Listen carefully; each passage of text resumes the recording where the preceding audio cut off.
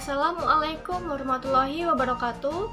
Perkenalkan, nama saya Nesya Evi Fatmala, NPM 18160085 dari kelas PGSD 6B. Di sini saya akan membahas mengenai tentang sejarah pramuka di dunia dan sejarah pramuka di Indonesia, dan serta penjelasan media yang telah dibuat. Yang pertama yaitu sejarah pramuka di dunia.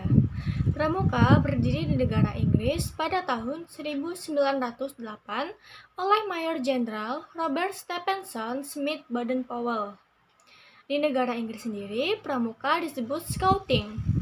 Buku Scouting for Boys yang ditulis oleh Baden-Powell saat itu cepat tersebar ke seluruh negara Inggris, bahkan hingga ke negara lainnya, diantaranya Belanda.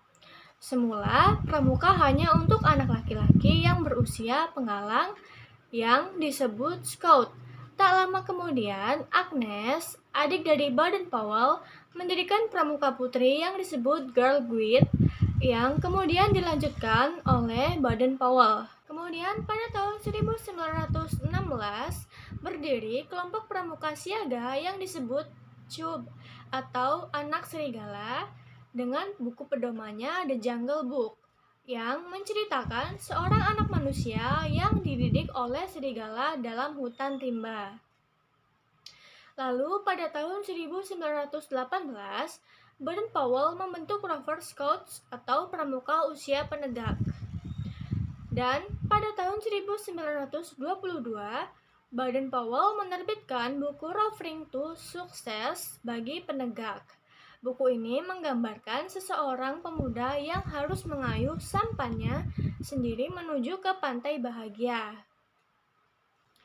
Pada tahun 1920 bisa dibilang sebagai tahun yang sangat penting bagi sejarah pramuka, di mana terjadi pertama kalinya jambore di dunia.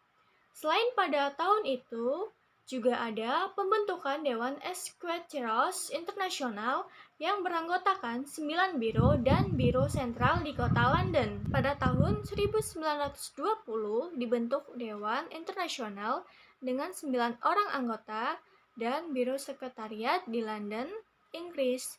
Dan pada tahun 1958, Biro Kepramukaan Sedunia dipindahkan dari London ke Ottawa, Kanada. Tanggal 1 Mei 1968, Biro Kepramukaan Sedunia dipindahkan lagi ke Geneva, di Swiss. Biro Kepramukaan Sedunia Putra mempunyai 5 kantor kawasan, yaitu Costa Rica, Mesir, Filipina, Swiss, dan Nigeria. Sedangkan Biro Kepramukaan Sedunia Putri bermarkas di London, dengan 5 kantor kawasan di Eropa, Asia Pasifik, Arab, Afrika, dan Amerika Latin. Kepanjangan dari WOSM yaitu World Organization of the Scout Movement, atau dalam bahasa Indonesianya yaitu Kantor Biro Kepanduan Dunia.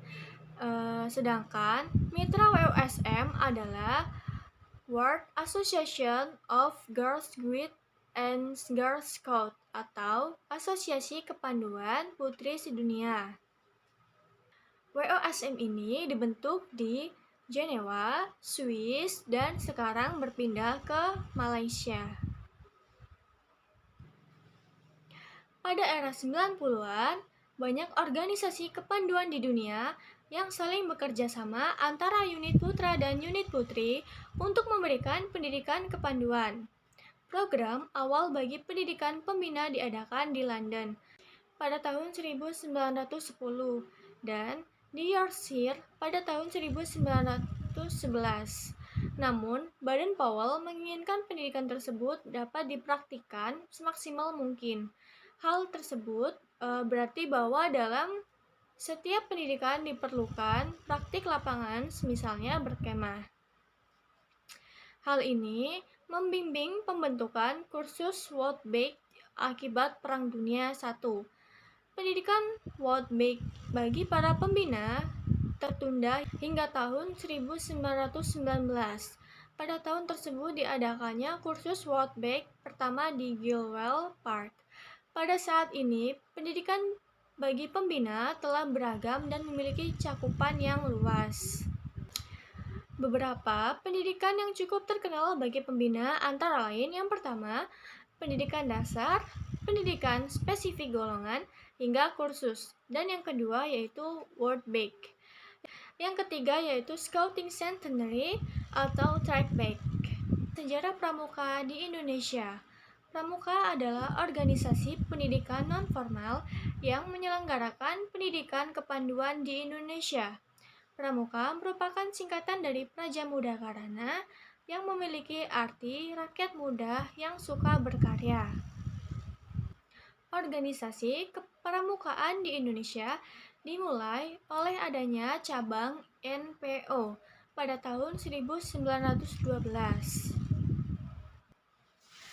Yang pada saat pecahnya Perang Dunia I memiliki kuartir besar sendiri serta kemudian berganti nama menjadi NIPV pada tahun 1916. Kepanduan tersebut berperan aktif pada Kongres Pemuda pada tanggal 28 Oktober 1928 yang mencetuskan Sumpah Pemuda. Pada akhirnya, Kiai Haji Agus Salim mencetuskan ide dan mengganti nama Pathfinders menjadi Pandu atau Kepanduan karena larangan penggunaan sebutan Pathfinders oleh pemerintah Belanda. Seiring berjalannya waktu, ada ratusan pandu yang berdiri di seluruh wilayah di Indonesia, sehingga Presiden Soekarno memanggil pemimpin pandu dan membubarkan dan dileburkan menjadi satu ke dalam gerakan Pramuka dengan lambang tunas kelapa. Dengan bantuan Perdana Menteri Insinyur Haji Juanda, maka perjuangan itu menghasilkan keputusan Presiden nomor 238 tahun 1961 tentang Gerakan Pramuka yang pada tanggal 20 Mei 1961 ditandatangani oleh PJS Presiden Republik Indonesia Insinyur Juanda. Dan pada akhirnya, Gerakan Pramuka diperkenalkan resmi kepada khalayak pada tanggal 14 Agustus 1961 bersamaan dengan Presiden Republik Indonesia menganugerahkan Panji-Panji sebagai penghargaan keikutsertaan para pandu dalam mengisi kemerdekaan Indonesia. Sejak itulah, pada tanggal 14 Agustus 1961 ditetapkan sebagai Hari Pramuka yang setiap tahunnya diperingati seluruh anggota Gerakan Pramuka di Indonesia. Setelah penjelasan materi, di sini saya akan melanjutkan tentang menjelaskan media yang telah saya buat yang bernama Jam Putar Soal.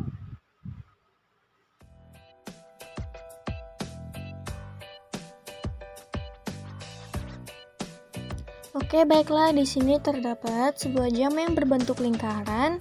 Di dalamnya terdapat kertas warna-warni dan sebuah jarum jam untuk menunjukkan arah. Kertas warna-warni tersebut merupakan sebuah simbol atas pertanyaan yang terdapat di dalam atau di belakang bendera yang sudah ditancapkan di kotak tersebut. Dan di situ juga ada hiasan berupa bendera lambang Pramuka. Media ini sangat mudah dan simpel digunakan untuk siswa. Cara bermainnya yang pertama yaitu tunjuk satu siswa untuk maju ke depan lalu memutarkan jarum jam. Jika arah jarum jam menghadap ke warna hitam, lalu siswa diminta untuk mengambil bendera yang berwarna hitam. Siswa diminta untuk membacakan soal yang ada di belakang. Misalnya, siapakah Bapak Pandu atau Pramuka sedunia? Lalu siswa disuruh untuk menjawab soal tersebut.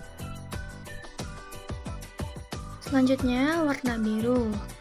Lalu siswa mengambil bendera yang berwarna biru, kemudian membacakan soal, lalu menjawabnya. Jika siswa tidak bisa menjawab soal, maka siswa akan diberikan hukuman. Manfaat media ini yaitu untuk memperkuat atau mengingatkan materi yang sudah dipelajari sebelumnya. Dengan penggunaan media pembelajaran, membuat siswa aktif serta tidak mudah bosan, dan tentunya sebagai hiburan untuk siswa. Sekian pembahasan materi dan penjelasan media yang dapat saya sampaikan. Apabila terdapat kesalahan, saya mohon maaf. Saya Airi. Wassalamualaikum warahmatullahi wabarakatuh. Terima kasih.